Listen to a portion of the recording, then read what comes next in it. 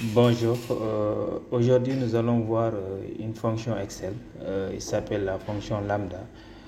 Cette fonction va nous permettre de créer nos propres formules, des formules personnalisées. Donc nous allons utiliser cette fonction pour créer des fonctions qui vont servir à nous faciliter la paye quand on a besoin de calculer un certain nombre de retenues. Voilà, c'est parti. Ici, nous allons prendre l'exemple d'un salarié qui gagne un salaire brut de 500 000. Donc, qui a des avantages en nature à hauteur de 100 000 francs.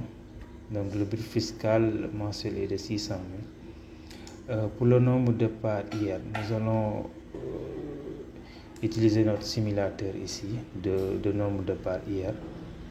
Donc là, nous allons prendre l'exemple d'une personne veuve.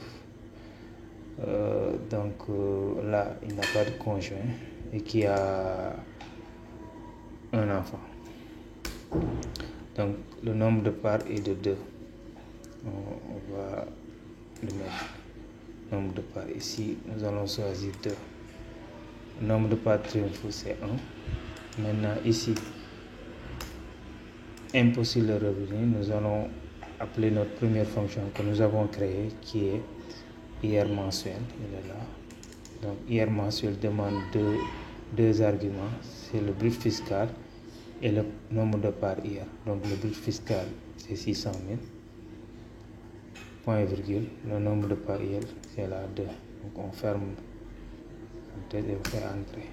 Donc l'IR est de 122 471 francs.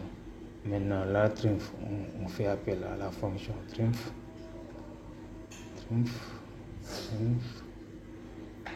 Là, triomphe mensuel.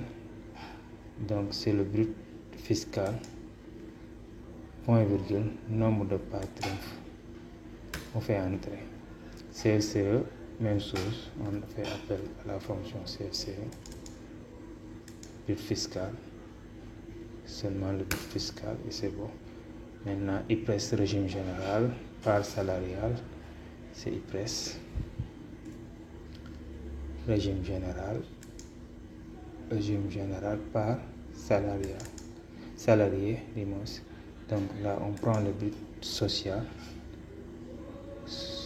comme argument, c'est le seul argument à prendre. La régime, ici, cotisation patronale. C'est IPRES, régime général, par patronal, PP. Donc, on demande le but social. Ici, on prend le but social, on fait entrer. Ici, régime cadre. Toujours IPRES.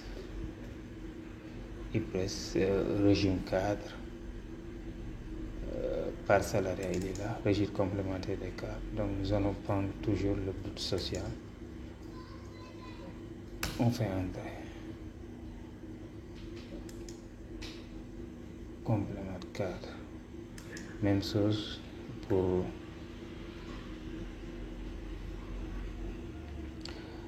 on va faire la même chose pour la part patronale, IPRES, régime complément de cadre, PP, part patronale.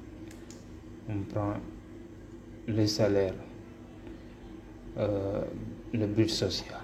Voilà, on fait entrer. Donc pour l'allocation familiale, c'est une cotisation patronale. On voit égal CSS, allocation familiale. On prend le but social, on fait entrer, ça nous calcule 4410. Ici, nous avons pris l'exemple d'une structure qui cotise à 5% pour l'accident de travail. Donc les taux c'est soit 1%, soit 3%, soit 5%. Ça dépend du niveau de risque de l'activité de l'entreprise. Donc, l'exemple de 5%, c'est par exemple pour les entreprises de BTP, ils prennent 5%. Pour les entreprises de commerce, c'est 1%, par exemple. Là, toujours on fait appel à notre formule qu'on a créée. C'est accident de travail 5. Là, je prends le bonus social, fais entrer, on obtient 3150. Donc, là, nous avons fini ici. Ici, nous avons l'exemple de deux personnes qui ont été embauchées le même jour et qui sont parties le même jour. L'un, c'est pour cause de retraite, l'autre, c'est pour licenciement. Donc, pour le premier, nous allons calculer l'indemnité de licenciement. On va l'appeler indemnité. Ah non, c'est retraite, donc indemnité retraite. Donc, trois arguments: le salaire global moyen, DE date d'entrée, DS date de sortie. Donc là, je prends point virgule, date d'entrée, point virgule, date de sortie. C'est bon, et on fait entrer. Donc voilà, pour le deuxième, c'est un licenciement. Déjà, indemnité de licenciement. Donc, salaire global moyen des 12 derniers mois, point virgule, date d'entrée, point virgule, date de sortie. Enfin, là, on annule le. Donc là, le premier, il obtient 4 900 000, le second, 4 600 000. Donc voilà les résultats obtenus grâce à cette fonction lambda qui permet de créer d'autres fonctions spécifiques à vos besoins. Voilà, merci. Dans la seconde partie de cette vidéo, nous allons voir comment créer ces fonctions personnalisées. D'accord. Pour l'exemple le plus simple, par exemple, nous allons prendre la CFCE, contribution forfaitaire à la charge de l'employeur.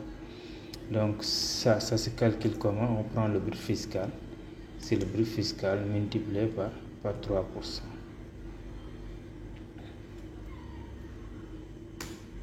3%. Maintenant, qu'est-ce qu'on va faire pour avoir ça en formule? Qu'est-ce qu'on fait? On va dire égal lambda. Le paramètre, c'est le brut fiscal.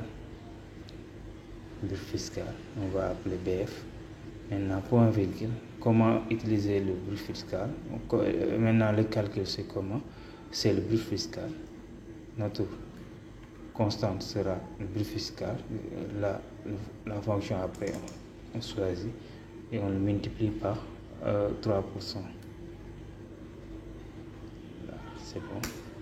Il nous renvoie calque. Maintenant, pour avoir un calcul, on peut tester la fonction. On prend ici, on ouvre les parenthèses et on fait entrer le brut fiscal ici. On ferme. Voilà. Donc, c'est 18 000. Maintenant, on crée comment? On va prendre ça. Mais seulement ça. Nous n'allons pas prendre l'exemple BK. On prend ça, on le copie. D'accord. Maintenant, il faut se rendre sur formule, l'onglet formule, et ici, nom défini, choisis gestionnaire de nom. On va dire nouveau. On va dire CF, CFCE. Ici, on n'est que CFCE. Donc, je vais ajouter 1 parce que j'avais déjà créé ça. Donc, pour éviter qu'il y ait doublon. Et là, on colle ce qu'on avait copié là-bas. Et on appuie sur Entrée. Donc, notre fonction, il est là. CFCE1. Donc, nous allons la tester. On va dire égal CF. Donc, c'est CFC1. Donc, il demande le brut fiscal qui est là. Le brut fiscal est là. On ferme les parenthèses et on appuie sur Entrée. On obtient, bien évidemment, 18 000. Donc, ces fonctions-là, ça permet de simplifier les calculs. Voilà. Merci d'avoir suivi la vidéo et à la prochaine. Si vous voulez recevoir le fichier, vous pouvez laisser en commentaire vos mails et je vais vous envoyer le fichier. Allez, merci et à la prochaine.